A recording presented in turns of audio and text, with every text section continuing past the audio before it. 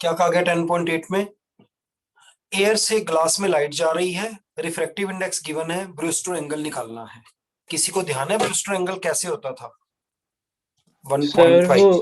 Reflected ray और refracted रे में 90 डिग्री का एंगल होता था। 90 डिग्री का एंगल होता था, वो उसकी डेफिनेशन थी। और उसके बाद रिजल्ट क्या आता था? Mu equal to tan I P. बस यही चाहिए हमें, एयर टू ग्लास। म्यू की वैल्यू कितनी गिवन है न्यूमेरिकल में हमें? 1.5। 1.5। ये हमारा क्वेश्चन में डेटा गिवन है। चाहिए क्या तुम्हारे को? Brewster angle. और उसको हम किससे रिप्रेजेंट करते थे? पी से आई पी। या आईपी से। कुछ करना ही नहीं है, सीधा सीधा फॉर्मूला है। We know that when polarisation by reflection takes place, refracted ray are perpendicular to each other and hence this. पूरी डेरिवेशन मैंने करवाई। Mu is equal to tan p या tan ip। So 1.5 is equal to tan ip। It means ip, जो मेरे को answer चाहिए, tan inverse of 1.5।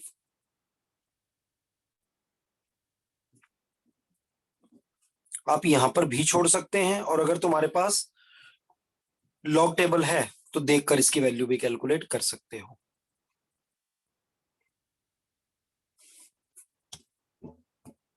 Nine.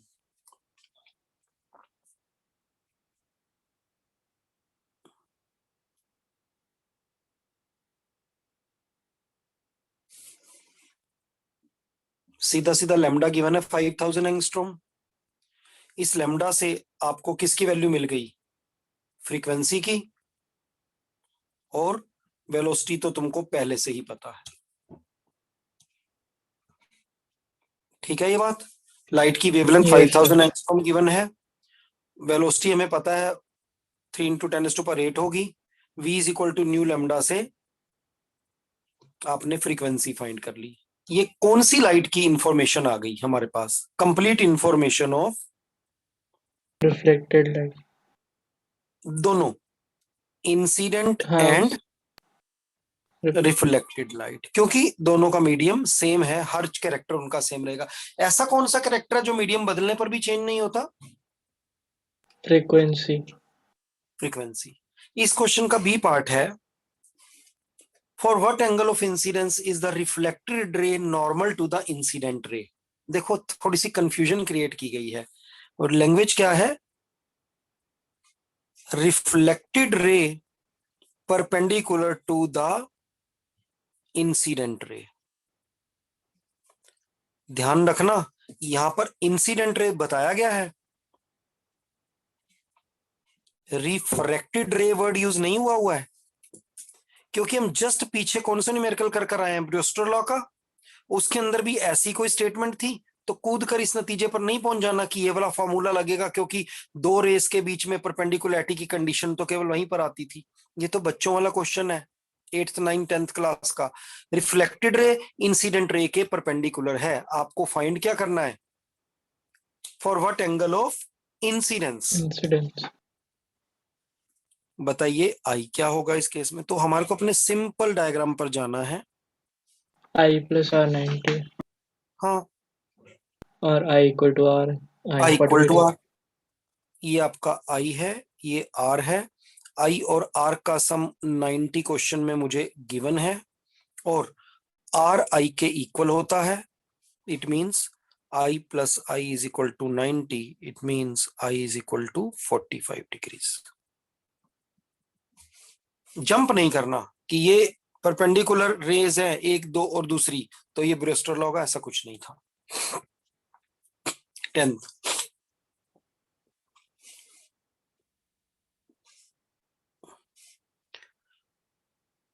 Aperture की width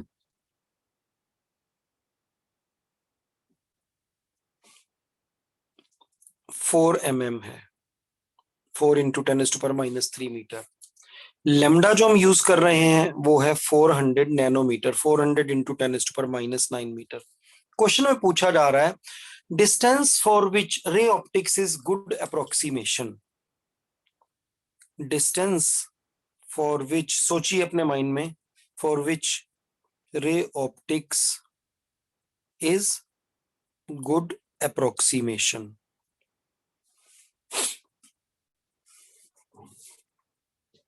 क्या पूछा गया है क्वेश्चन में?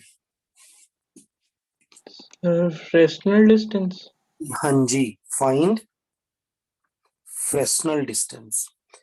फ्रेस्नेल डिस्टेंस की हमारे पास थर्ड डेफिनेशन आ गई। अब पहली ये थी distance at which fringe width is equal to slit width. याद है हमने एक डेरिवेशन की थी, fringe width beta is equal to slit width. क्या रखते हैं स्लिट विड्थ, ए या स्मॉल डी? स्मॉल ए।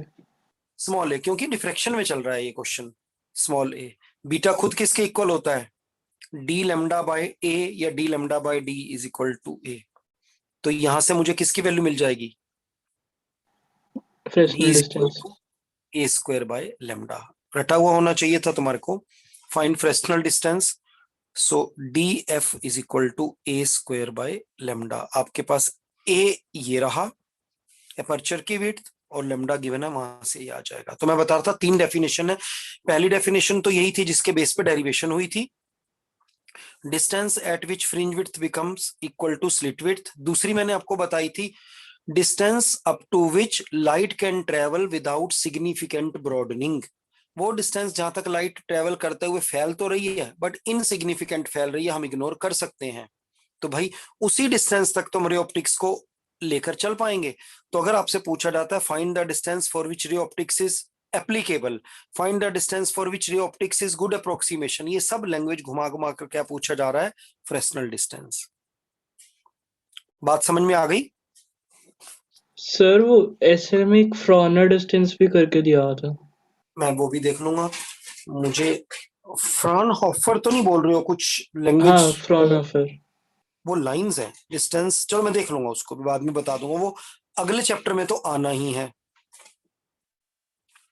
अगर कुछ सेपरेट हुआ तो मैं देख के बता दूंगा तुम्हें, मतलब कि क्या है। एक छोटी सी डेरिवेशन रह गई थी जिसके बेस पे सारा चैप्टर चल रहा था। हमने रट्टा लगाकर ये काम किया कि कंस्ट्रक्टिव इंटरफेरेंस के लिए पाथ डिफरेंस एन लेमडा और डिस्ट्रक्टिव इंटरफेरेंस के लिए 2n+1 लेमडा बाय 2। बट ये बात आई कहां से, टॉपिक क्या है हमारा, condition for constructive and destructive interference. Interference की डेफिनेशन क्या थी, two rays travelling in same direction superimpose. तो मान लो मेरे पास ये दो रेज हैं, एक ये और दूसरी ये दोनों सुपर इम्पोज कर गई। अब मुझे फाइंड करना है कि रिजल्टेंट कैसा होगा। क्या रिजल्टेंट इसी तरह से होगा या स्टैंडिंग वेव होगा? तो पहले मेरी ये दोनों वेव चलने वाली हैं। 11th की लास्ट डेरिवेशंस को याद करो, consider two plane progressive waves given by, किसी को याद है क्या होती थी वेव की इक्वेशन, सिंपल हार्मोनिक वेव की? A y is sine equal omega to T plus K. Or sine omega T plus K X, और फिर इनिशियल फेस वगैरह को छोड़ दे तो सिंपली ओमेगा टी हो जाती थी। आप यहाँ आर भी लिख सकते हो, एम्पलीट्यूड याद रखना है तो ए भी लिख सकते हो। यहाँ पर मेरे पास दो वेव्स हैं, तो y1 is equal to a1 sine omega T, and दूसरी wave y2 is A to equal sine to omega T. Sine omega T plus something. Why this something, भाई ये जुड़ी थोड़ा है कि दोनों वेव्स एक ही जगह से स्टार्ट हुई हो, ओरिजिन बिल्कुल सेम हो, एक पहले एक बाद में स्टार्ट हो सकते हैं, तो दोनों के बीच में कुछ पाथ या फेस का डिफरेंस हो सकता है। हमने पाथ डिफरेंस, सॉरी यहाँ एंगल है तो फेस फेस डिफरेंस को फाई मान लिया। अगर है तो उसकी वैल्यू लग जाएगी, नहीं है तो 0 लगा दिया जाएगा। ठीक है, ऑलमोस्ट ये पूरी डेरिवेशन 11th में भी हुई है। ऑन सुपरपोजिशन हमें मिली एक नई wave y is equal to y1 plus y2। मेरी प्रॉब्लम ये है कि क्या ये वेव इन जैसी होगी, क्या ये वेव एक प्रोग्रेसिव वेव होगी या नहीं होगी, देखते हैं। y is equal to a1 sine omega T plus a2 sine omega T plus 5, a1 sine omega T plus a2 sine this omega T plus 5 क्या होगा, sine omega t cos 5 plus cos omega T sine 5। ठीक बोला है मैंने, sine yes sir. Omega t cos phi plus cos omega T sine phi, right. Yes sir. ये A2 दोनों parts के साथ मल्टीप्लाई हो गया है। अब अगला स्टेप, साइन ओमेगा टी, इन दोनों में से मैं कॉमन ले सकता हूं। Yes sir. y is equal to, अगर मैं यहां से साइन ओमेगा टी कॉमन लूं तो यहां बचेगा A1 और यहां पर बचेगा A2 कॉस फाई। कॉमन क्या लिया है मैंने, sine omega T plus A2 cos omega T sine phi, cos omega T sine phi. Sine phi cos को लिखने में दिक्कत तो नहीं है ना ऐसे, मेरे को सिर्फ आगे पीछे ही किया मैंने उनको। Yes sir. ठीक है, अब इस पार्ट को A1 plus A2 cos phi को आप कुछ भी एज्यूम कर लो साइन या कॉस की टर्म्स में, और इस पार्ट को A2 साइन फाई को A साइन थीटा मान लो। अगर उसको साइन माना है तो इसको कॉस मान लो। आपको एक फॉर्मूला क्रिएट करना है ट्रिगो वाला, फिर चीजें आगे बढ़ेंगी। ये सारी चीज मैंने कितनी मान ली है, A कॉस थीटा। इस पूरे पार्ट को कैपिटल, मैं कुछ मिसिंग कर रहा हूं यहाँ पर, क्या मिस हुआ है दोबारा लिखता हूं, एक मिनट, ये जल्दबाजी में छोड़ दिया गया। A1 plus A2 cos phi को हमने कहा है A कॉस थीटा, और ये कौन है साथ में, sine omega t. A2 sine phi को हमने थोड़ी देर के लिए माना है A साइन थीटा, और साथ में कौन है, कॉस ओमेगा टी। इन दोनों में से A कॉमन आ गया, sign omega t cos theta plus cos omega T sine theta. कुछ दिख रहा है एक फॉर्मूला तुम्हारे को 11th 10th में जो पढ़ा हुआ हो, 11th में यस सर। क्या बन रहा है ये, A sine omega T plus theta. Sine omega T plus theta. पहली बात तो गिवन प्रोग्रेसिव वेव कैसी थी, y is equal to amplitude sine and angle, y amplitude sine and some angle phase, y constant amplitude sine और फिर कुछ angle. ये बिल्कुल उसी शेप की है। Obviously resultant is simple harmonic wave, plane progressive wave, beats नहीं बनेंगी। इस वेव में एम्पलीट्यूड क्या है, ए। ए। वो ए मेरा कहां से आएगा, वो ए मैंने यहां पर इंट्रोड्यूस किया है। तो अगर मैं इन दोनों का स्क्वायर कर कर सम कर दूंगा तो ए स्क्वायर कॉमन आकर अंदर cos square plus sign square theta जो रह जाएगा वो 1 बन जाएगा, और मुझे ए की वैल्यू मिल जाएगी। Squaring and adding equation 1 and 2।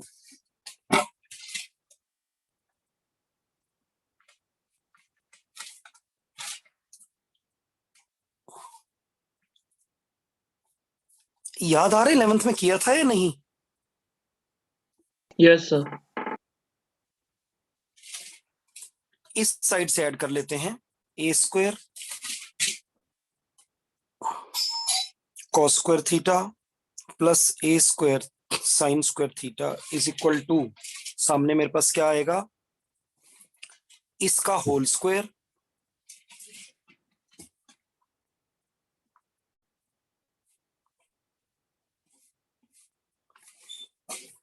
और A2 साइन फाई का स्क्वायर।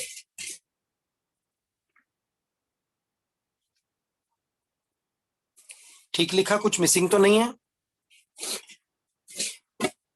इसमें से A square common, cos square sine square 1 बन गया, मुझे मिल गया ए स्क्वायर। इसको धीरे धीरे सिंप्लीफाई करो, A1 square plus A2 square cos square phi plus 2 A1 A2 cos phi plus A2 square sine square phi. Suggest करोगे अगला स्टेप ऑब्वियसली क्या बनता है, हाँ जी। इन दोनों में से कौन कॉमन आ A2 गया? स्क्वायर। A2 square. हालांकि मैं एक स्टेप में सीधा लिख सकता हूं, पेपर में आप भी लिख सकते हो, ये अंदर रह गया। मनन कह रहा था ये फॉर्मूला डिराइव करने के लिए 1 बन गया फिर से, A2 square plus 2A1 A2 cos phi. और अगर आप A ही लाना चाहते हो तो it will be A1 whole plus root A2 of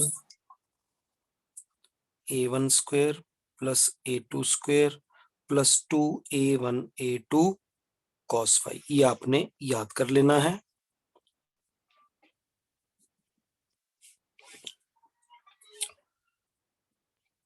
intensity a square पर डिपेंड करती है, तो क्या मैं इसको इन टर्म्स ऑफ इंटेंसिटी लिख सकता हूं? Basically intensity Yes. Directly proportional होती है स्क्वायर के, तो जब मैं कांस्टेंट के लगाऊंगा तो के हर एक टर्म में आएगा और कैंसिल हो जाएगा, इसलिए इस ए स्क्वायर की जगह मैं रिजल्टेंट इंटेंसिटी आई लिख सकता हूं। इसकी जगह पर क्या लिखूंगा? इसकी जगह पर Ru- A1 स्क्वायर की जगह I1, I1 A2 plus के I2 प्लेस पर I2 प्लस 2। अगर A1 स्क्वायर I1 है तो A1 कितना होगा? root I1। Root I1। ये क्या हो जाएगा? Root I2 cos phi.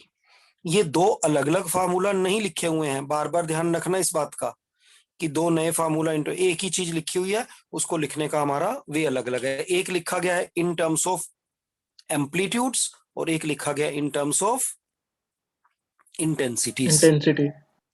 ठीक है, तो न्यूमेरिकल हमारे को इसके आगे मिलेंगे बाद में करने को। अब फॉर कंस्ट्रक्टिव इंटरफेरेंस, देखो भाई, रिजल्टेंट वेव का एम्पलीट्यूड मैक्सिमम कब होगा? ये चीज तो कभी भी नेगेटिव नहीं होगी, इट इज स्क्वायर। ये चीज भी कभी नेगेटिव नहीं होगी, इट इज अ स्क्वायर। गड़बड़ करेगा जो पोर्शन वो ये है, जब ये पोर्शन मैक्सिमम होगा तो हमारा एम्पलीट्यूड मैक्सिमम होगा, जब ये मिनिमम होगा तो हमारा एम्पलीट्यूड भी मिनिमम होगा। ये मैक्सिमम तब होगा जब cos फाई मैक्सिमम होगा, ये मिनिमम तब होगा पूरा रिजल्ट जब cos फाई मिनिमम होगा। तो मुझे बताइए cos फाई की मैक्सिमम वैल्यू क्या होती है कंस्ट्रक्टिव इंटरफेरेंस के लिए? 2n pi। 2n pi, right. 2n pi stands for 0, E 2 0 pi, 2 pi 4 pi। 4 pi, 6 pi and so on. ये वैल्यूज तुम कह रहे हो cos इसकी ये होती है। वैसे वैल्यू क्या होती है ऐसे केस में for constructive interference? cos phi should be 0 +1। No तो नो 1। नो, +1। और +1 वो 2n पाई पर आता है।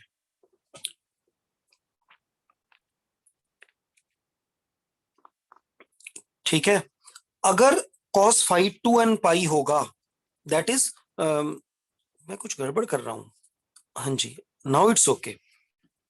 cos फाई +1 होना चाहिए, उसके लिए फाई की वैल्यू कितनी होनी चाहिए? 2n पाई। अगर cos फाई की वैल्यू आप यहां पर 1 रखो, यहां पर 1 रखो, तो बताओ रिजल्ट क्या आता है? A1 plus A2। ठीक है, ये बन जाएगा A1 प्लस A2 का होल स्क्वायर, अंडर रूट से कट जाएगा, ऐसे केस में एम्पलीट्यूड आ जाएगा A1 plus A2। For destructive interference cos phi की मिनिमम वैल्यू होनी चाहिए, वो होती है -1। और cos -1 कब होता है भाई? पाई पर, pi पे। 3 पाई पर, 5 पाई पर, ऑड पाई पर। ठीक है ना? Phi should be Yes sir। Equal to odd 2n-1 या 2n+1 pi, that is pi, 3 pi, 5 pi and so on. और अगर ये cos फाई -1 होगा तो ये चीज बन जाएगी A1 square plus A2 square -2A1 A2, that is A1 minus A2 का whole square, under root cancel हो गया। ऐसे केस में एम्पलीट्यूड कितना आ जाएगा? A1 minus A2। ये मैक्सिमम एम्पलीट्यूड है, ये मिनिमम एम्पलीट्यूड है। ये सारे हमारे छोटे छोटे फॉर्मूला क्रिएट हो गए। कंस्ट्रक्टिव इंटरफेरेंस के लिए फेस डिफरेंस इतना होना चाहिए और मैक्सिमम एम्पलीट्यूड इतना होगा। डिस्ट्रक्टिव इंटरफेरेंस के लिए फेस डिफरेंस इतना होना चाहिए और एम्पलीट्यूड दोनों एम्पलीट्यूड्स का डिफरेंस होगा। ये बातें क्लियर हो गई? Yes sir. ये 2 पेज की डेरिवेशन हो गई। अभी भी देखो हम उस रिजल्ट पर नहीं पहुंचे जहां से चैप्टर की स्टार्टिंग की थी कि path difference is an lambda for constructive and odd lambda by 2 for destructive. Last line में देखें,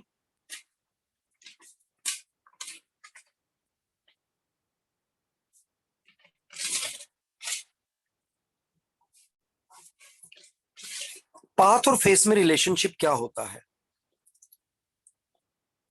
ये मेरा एक कंप्लीट साइकिल है।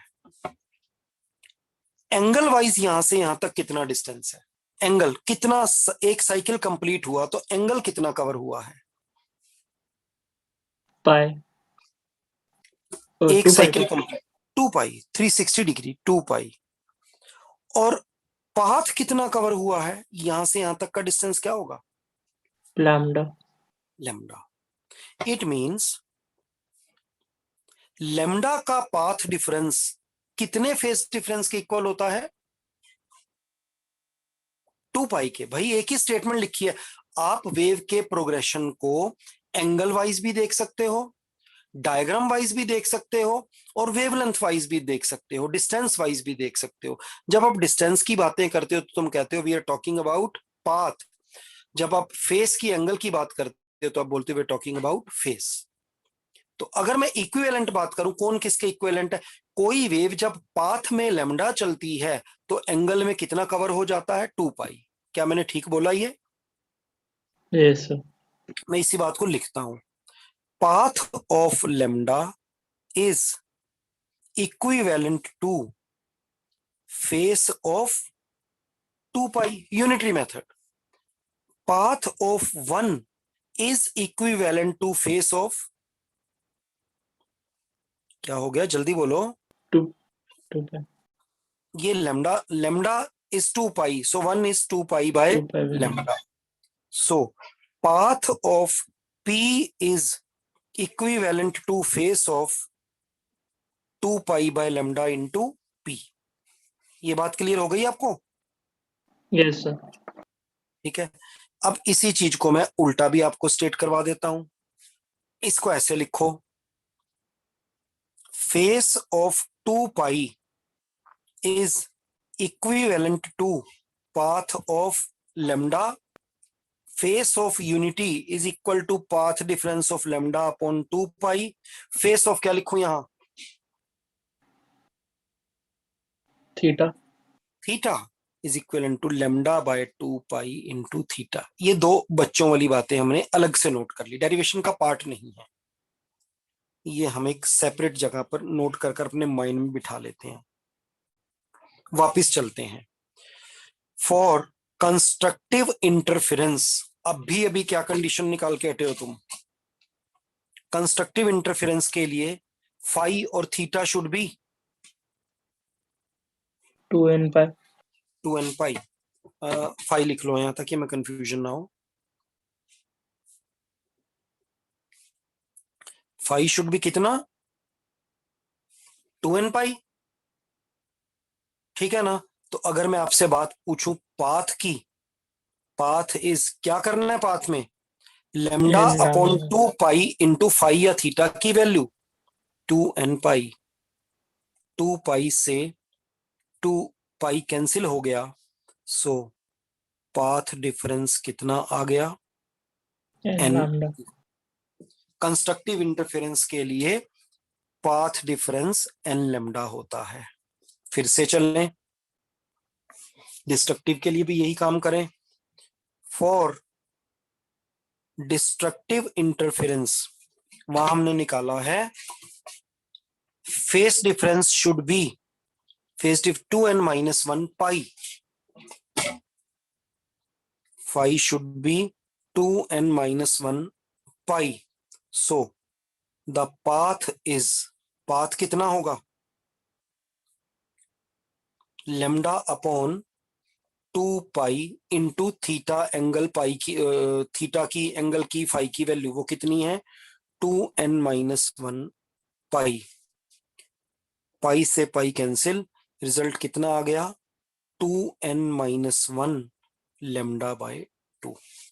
यहीं से हमने कंस्ट्रक्टिव डिस्ट्रक्टिव की स्टार्टिंग की थी।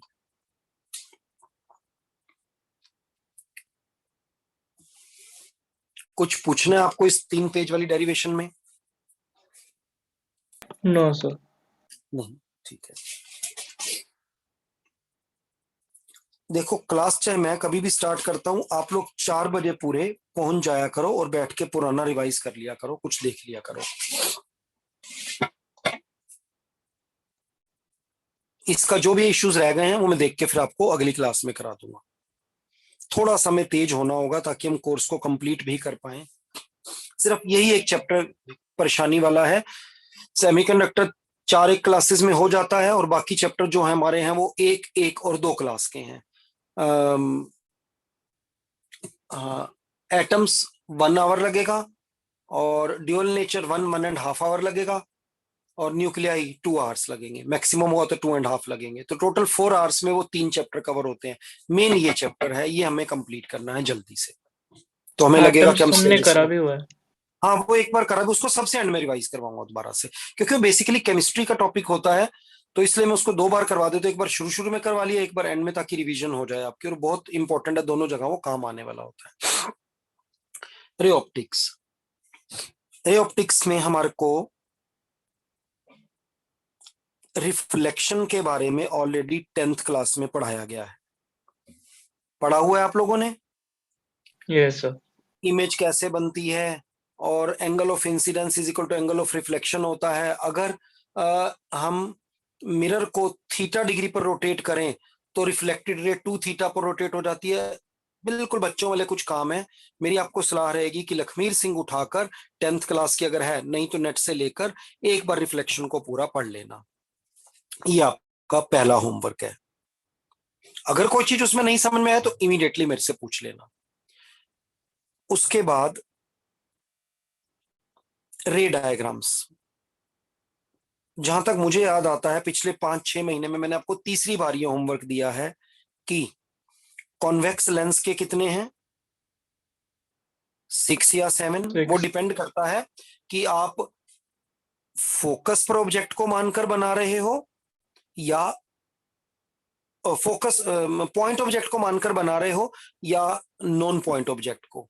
तो इस केस में फर्स्ट और लास्ट डायग्राम जो होते हैं वो डबल डबल बन जाते हैं, इसलिए मैंने 6-7 लिख दिया है। इसके अलावा कनकेव मिरर के भी कितने हैं, 6-7 हैं। फिर कनकेव लेंस के 1 या 2 डायग्राम है और कॉन्वेक्स मिरर के भी बिल्कुल सिमिलरली 2 हैं। फिर आपकी 10th में इसका मैग्निफिकेशन का फॉर्मूला, मैग्निफिकेशन और मिरर फॉर्मूला याद है? मिरर फॉर्मूला जल्दी से बताओ। 1/v minus 1/u equal to 1/v। Mirror, mirror वाले में प्लस आता है भाई, ठीक है। उसके बाद न्यू कार्टेशियन साइन कन्वेंशंस, कुछ याद है आपको क्या होती थी? Number 1, all the distances are to be measured from pole और ऑप्टिकल सेंटर। जब हम बात करते हैं मिरर की तो जो उसका ज्योमेट्रिकली सेंट्रल पॉइंट होता है हम उसको उसका पोल बोलते हैं, और लेंस के केस में हम उसको क्या बोलते हैं, ऑप्टिकल सेंटर। सभी डिस्टेंसेस को हमने यहां से मेजर करना है। Number 2, distances in the direction of incident rays कैसे लिए जाएंगे, पॉजिटिव, और distances opposite to the direction of incident rays कैसे लिए जाएंगे, नेगेटिव। इसका अभी एग्जांपल मैं तुम्हें देकर बताता हूं। तीसरा, प्रिंसिपल एक्सिस के ऊपर वाले जो डिस्टेंसेस है वो पॉजिटिव और नीचे वाले डिस्टेंसेस नेगेटिव। कुछ और बेसिक बातें, इमेज कब बनती है, whenever 2 rays either meet or seem to be meeting. अगर रेज एक्चुअल में मीट कर रही हैं तो वहां पर बनेगी रियल इमेज, और अगर रेज हमें मीट करती हुई फील हो रही हैं तो कौन सी इमेज बनेगी? वर्चुअल। पहली बात तो इमेज बनेगी कहां? जब दो रेज इंटरसेक्ट करेंगी, दो रेज मिलेंगी। If rays intersect, actually real image is formed. If rays seem to be meeting, the virtual image is formed. virtual में दोनों रेज ऐसी डॉटेड भी हो सकती हैं, एक एक्चुअल रे और दूसरी डॉटेड हो सकती है, तो भी वर्चुअल बनेगी। रियल इमेज के बारे में खास बात क्या है? ऑलवेज इन्वर्टेड होती है इन्वर्टेड। और वर्चुअल इमेज हमेशा इरेक्ट होती है। ये कुछ बेसिक्स है जो मुझे उम्मीद है आपको बहुत अच्छी तरह से पहले से पता होने चाहिए। नहीं है तो कोई मुश्किल बात नहीं है, आपको आधा घंटा 1 घंटा लगाना है, कोई हाथ से अब डेरिवेशंस नहीं करनी, फटाफट एक बार 10th की बुक को गो थ्रू कर लेना। क्योंकि अगर मैं करवाऊंगा तो अननेसेसरी हमारे 2 घंटे इसमें निकलेंगे, उसमें तुम चैप्टर में कहां से कहां पहुंच जाएंगे।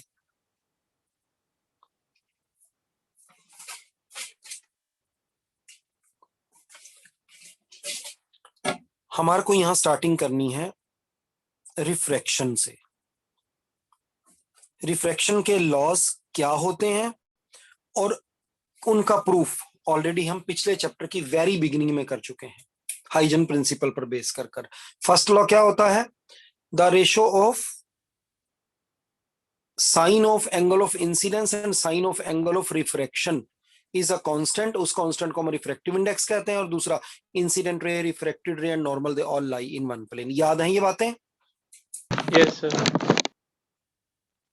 और पिछले चैप्टर में कंसेप्ट से हमने ये क्लियर किया था, ये बात समझी थी कि जब एक रे डेंसर मीडियम में जाती है तो नॉर्मल की तरफ क्यों बेंड हो जाती है। रट्टा तो शुरू से लगा रखा है, if it goes in denser medium bends towards the normal, if it goes from denser to rare it moves away from the normal. But क्यों? वो मैंने बर्नौली की कहानी आपको साथ में ऐड कर उसके एक एनालॉजी से चीज समझाई थी।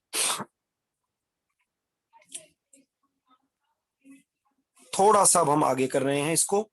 ये ऊपर है हमारा रेयरर मीडियम और अंदर क्या है हमारा? Denser medium. This is incident ray. Denser के अंदर जा रही है तो अपने नॉर्मल पाथ से थोड़ा सा डिविएट होकर ये नॉर्मल की तरफ बेंड हो गई। आसानी के लिए हम इनको medium number 1 and medium number 2 मान लेते हैं। दिस इज इंसिडेंट रे और ये है normal. Angle between the incident ray and normal is angle of incidence I. Angle between normal and refracted ray is R, angle of refraction. ठीक है ना ये बातें? अब यस सर। रिफ्रैक्टेड रे कौन से मीडियम में है? सेकंड में या फर्स्ट में? सेकंड में। सेकंड में है। तो जब हम बोलते हैं refractive index mu sine I upon sine R, तो म्यू ये कौन से किसकी बात हो रही होती है? It is refractive index of second medium with respect to first medium is sin I upon sin R। यहां याद रखने वाली बात क्या है? refractive index is of the medium in which refracted ray lies। Refractive index उस medium का होता है जिसमें रिफ्रैक्टेड रे लाई करती है। अभी लग रहा है क्या बेकार सी ये बात है, बट सारा चैप्टर इसी बात पर बेस्ड है। यहीं से सारी कहानी स्टार्ट होने वाली है, क्योंकि अब हम आगे से म्यू यूज नहीं करेंगे। म्यू 1 2, म्यू 2 1, म्यू 3 4, म्यू 7 9 इस तरह के वर्ड्स यूज करेंगे। तो ये किसकी बात हो रही है? रिफ्रैक्टिव इंडेक्स उसका है जो नीचे लिखा गया है। रिफ्रैक्टिव इंडेक्स उसका है जिसमें रिफ्रैक्टेड रे लाई करती है। ऊपर वाला तो इंसिडेंट रे वाला होगा। यहां तक आपको बात क्लियर हो गई? हाँ जी, यस चलें सर। आगे।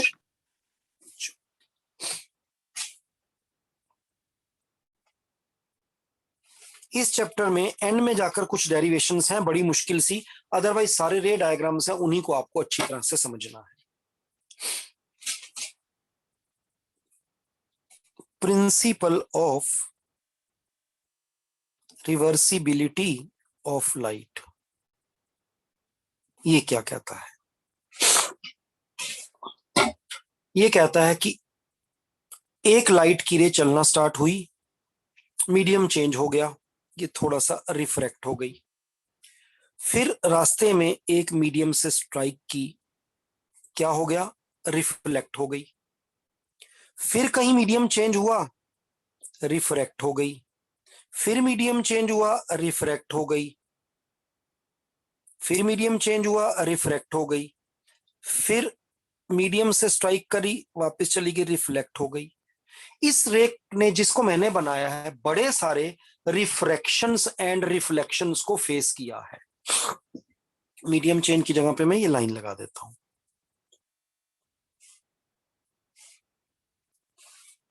इस रे ने क्या फेस किया है,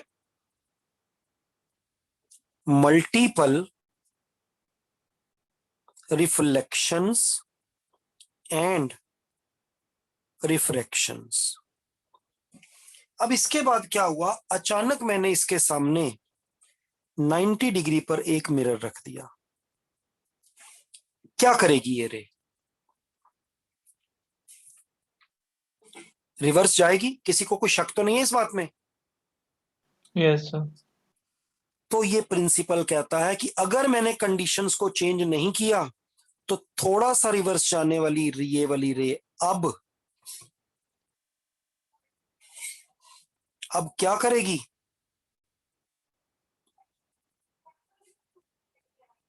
क्या करेगी, अब पूरा पाथ बैकवर्ड डायरेक्शन में ट्रेवल करेगी। इसको अच्छी तरह से कॉपी पर इंग्लिश में लिख लेना, मैं 2 बार बोल रहा हूं, बुक से नोट करके लिख लेना। A ray of light suffering multiple reflections and refractions, and की जगह और भी हो सकता है, इनमें से कोई एक चीज भी हो सकती है, दोनों भी हो सकती हैं। A ray of light suffering multiple reflections and refractions, if travels some part of its path, किधर को, in backward direction, तो क्या होगा, then it travels the whole path in same manner। जहां से चली थी वापस वहीं पहुंच जाएगी। A ray of light suffering multiple reflections and or refractions, if travels some part of its path in backward direction, then it travels the whole path in same manner in the backward direction। इसका benefit क्या उठाएं हम अब,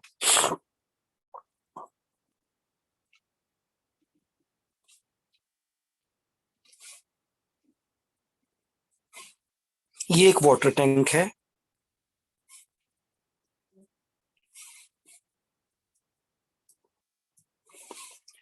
एक light की रे air से इसके ऊपर गिरती है और नॉर्मल की तरफ जाएगी, नॉर्मल से अवे जाएगी, क्या कहना चाहते हो, एयर टू वाटर नॉर्मल है, की तरफ। नॉर्मल की तरफ जाएगी, क्योंकि क्योंकि मीडियम डेंसर है। प्रणोयदीप डेंसर। कुछ तो बोल दिया करो बीच में, समझ आ रहा है प्रणोयदीप?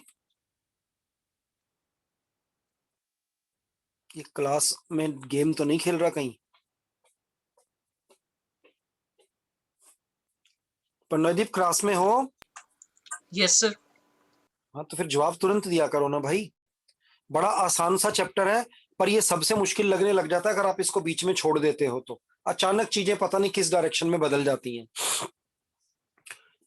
ये डेंसर मीडियम में जा रही है, वाटर एयर के कंपैरेटिवली डेंसर है, तो सीधा जाने की जगह थोड़ा सा नॉर्मल की तरफ बेंड हो गई। अब हमने इसके सामने एक मिरर रख दिया 90 डिग्री पर। प्रणोयदीप तुम ही बताओ क्या होगा। सर उसी एंगल पे रिफ्रैक्ट कर जाएगी ऑपोजिट डायरेक्शन में। रिफ्रैक्ट नहीं, रिफ्लेक्ट करेगी, रिफ्लेक्ट इस डायरेक्शन में जाएगी। हमें इसमें कोई शक नहीं है, बिल्कुल ठीक है। अब प्रणोयदीप तुम ही बताओ यहां आकर ये क्या करेगी। Sir away from the normal deflect away from the normal जाएगी, तो अवे फ्रॉम द नॉर्मल में ये इतना अवे होगी, इतना होगी, इतना होगी, कितना होगी, ये कैसे पता लगे? बाकी दोनों में से कोई भी बता सकता है, अगर प्रणोयदीप 1 मिनट आंसर नहीं देता तो। सर उतना ही रिफ्रैक्ट होगी जितना लाइक पहले रेयर से डेंसर की तरफ हुई थी। ठीक है, जरा साथ ही साथ इसका कारण भी बता दो, ऐसा क्यों है? Sir principle of reversibility. हाँ, बस यही इसका आंसर है।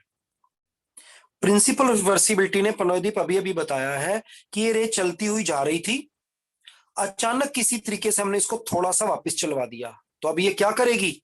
ये अपना बिना सोचे समझे, आपको नहीं सोचना अभी यहां पर क्या होगा, कम मुड़ेगी ज्यादा मुड़ेगी, नहीं, ये चलते चलते इसने अपना थोड़ा सा पाथ बैकवर्ड ट्रेवल किया है और मैंने कोई कंडीशन चेंज नहीं की है, अब ये सारा पाथ बैकवर्ड डायरेक्शन में ट्रेवल करेगी।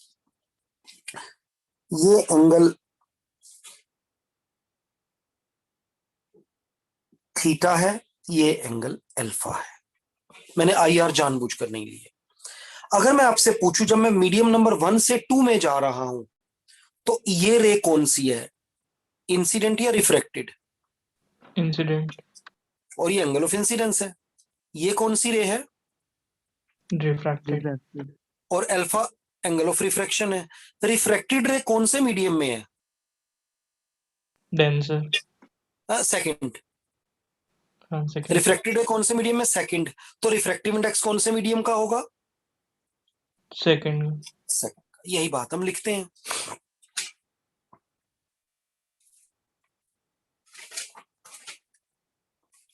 किधर से किधर जा रहे हैं? Medium number 1 to 2। मैं फिर से दिखा दूं, जब मैं 1 से 2 में जा रहा हूं तो ये इंसिडेंट है, ये रिफ्रैक्टेड है। रिफ्रैक्टेड मीडियम नंबर 2 में है, इसलिए रिफ्रैक्टिव इंडेक्स मीडियम नंबर 2 का होगा। Refractive index of 2 with respect to 1, sine of incidence, sine of refraction. Incidence का एंगल है थीटा, रिफ्रैक्शन का है अल्फा, थीटा अपॉन अल्फा। अब दोबारा मेरी रे मीडियम नंबर 2 से 1 में गई। अब थोड़ा सा अटेंटिव हो जाओ, मेरी रे ऐसे चल रही है, लाइक दिस, लाइक दिस। ये कौन सी रे है, इंसिडेंट या रिफ्रैक्टेड? इंसिडेंट। और ये एंगल ऑफ इंसिडेंस कहलाएगा। ये कौन सी रे है अब? रिफ्रैक्टेड। ये एंगल ऑफ रिफ्रैक्शन कहलाएगा। रिफ्रैक्टेड रे कौन से मीडियम में है? 1। 1। तो रिफ्रैक्टिव इंडेक्स किसका आएगा? मीडियम नंबर 1 का। 1 का। With respect to 2, sine upon sine. अब की बार मेरा इंसिडेंट रे ये है, ये एंगल ऑफ इंसिडेंस अल्फा हो गया। एंगल ऑफ इंसिडेंस ऊपर, एंगल ऑफ रिफ्लेक्शन नीचे। इन दोनों इक्वेशंस को मल्टीप्लाई कर दो। μ12 μ21 sine theta upon sine alpha into sine alpha upon sine theta. 1 रह गया।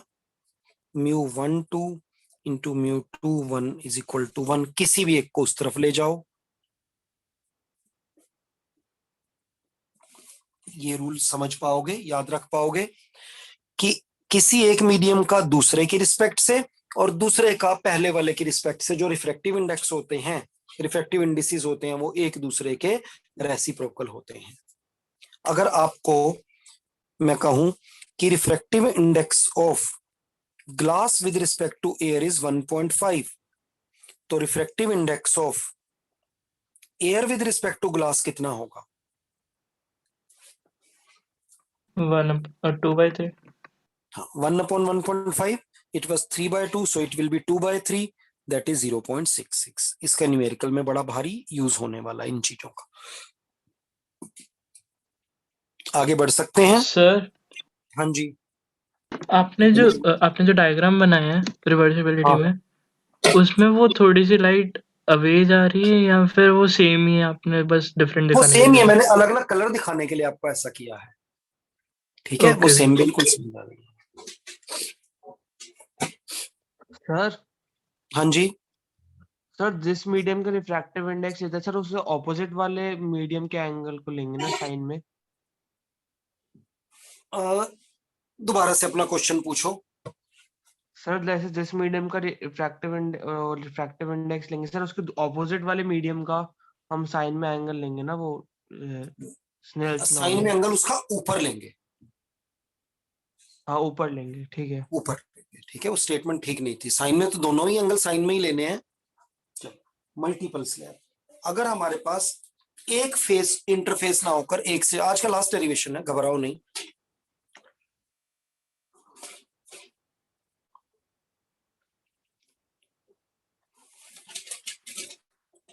ऐसा कोई स्ट्रक्चर है कि ये एक मीडियम है, ये दूसरा मीडियम है, और उसके बाद नहीं, मल्टीपल स्लैब की बजाय हम पहले टॉपिक करें relation between incident ray and emergent रे। दिस इज मीडियम नंबर 1, ये इसके अंदर मीडियम नंबर 2 है, और बाहर सारी जगह पर मीडियम वापस 1 ही है। एक लाइट की रे ऐसे जा रही थी, अगर ये रास्ते में ना आती तो ये ऐसे चली जाती, पर डेंसर मीडियम आने के कारण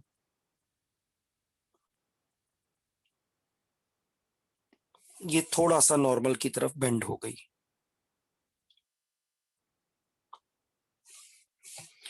इस पॉइंट पर अब ये डेंसर से रेयरर में जा रही है, ये नॉर्मल से अवे हो गई।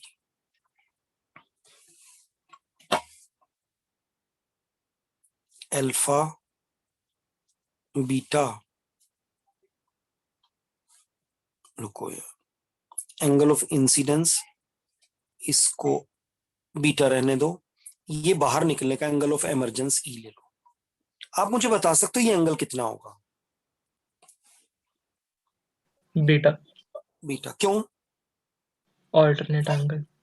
ऑल्टरनेट इंटीरियर एंगल्स हैं, जेड बन रहा है आपका, ऑल्टरनेट इंटीरियर एंगल्स है। This is point A, this is point B.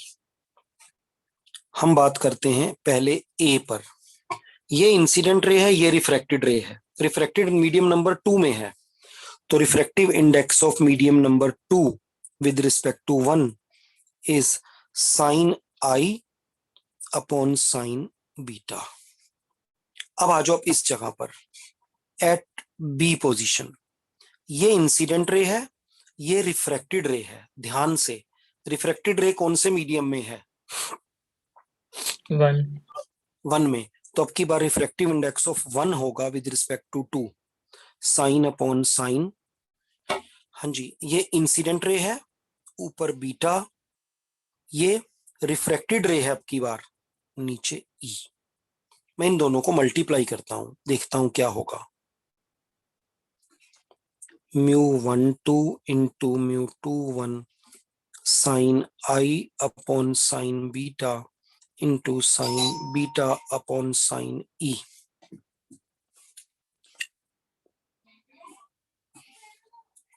जरा फटाफट बताओगे ये क्या होगा? What is this? ये पिछली पेज पे डिराइव किया है 1।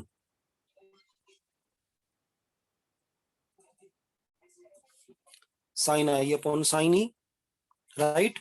क्रॉस कर दो, 2 मिनट, सिर्फ 2 minute.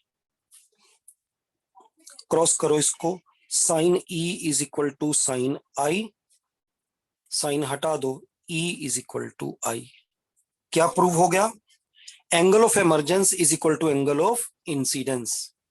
Angle of emergence is equal to angle of incidence. तो भाई अगर ये एंगल इस एंगल के इक्वल है, तो इस रे और इस रे में क्या लिंक होगा? पैरेलल होंगी, नहीं होंगी? Yes sir. So they are parallel. तो यहां पे हमने प्रूव किया कि एमर्जेंट रे इंसिडेंट रे के पैरेलल होगी। ठीक है, यस सर। ये आसान